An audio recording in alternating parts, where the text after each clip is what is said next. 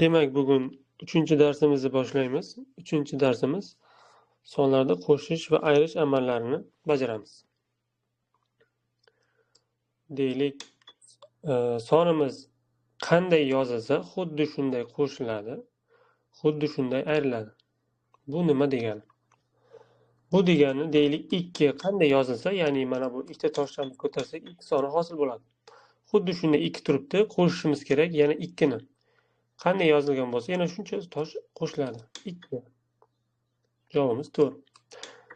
Deylik, 6 qo'shamiz 2. Ikkita toshchani qo'shamiz. Javobimiz 8. Deylik, 2 qo'shamiz 6 ni. 6 qanday yoziladi? Tepada 5, pastda 1. Javobimiz 8. 3 qo'shamiz 5. Ayiramiz 2. Son qanday yozilsa, xuddi shunday ayriladi. Ikkita tosh qo'shildimi, ikkita tosh ayriladi. Javobimiz 6. 80 ayiramiz 70, 50, 60, 70. Javobimiz 10. 33 ayiramiz 21. 21 ni. Qo'shamiz 56 ni. Qo'shamiz 50 ni va 6 ni. Javobimiz 68. 254 qo'shamiz 125. 125 ni. Javobimiz 379.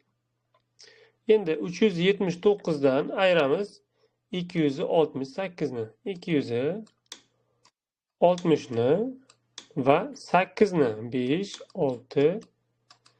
5, 6, 7, 8. Javobimiz 111. 742 bundan ayiramiz 631 ni.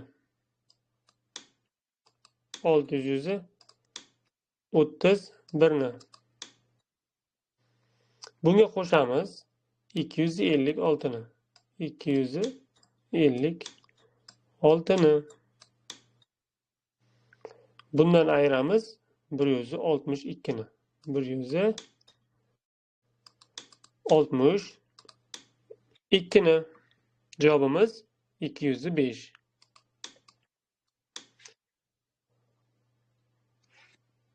Bugungi mavzuyimiz o'z nihoyasiga yetdi. Ya'ni sonlarda qo'shish va ayirish amallarini bajardik.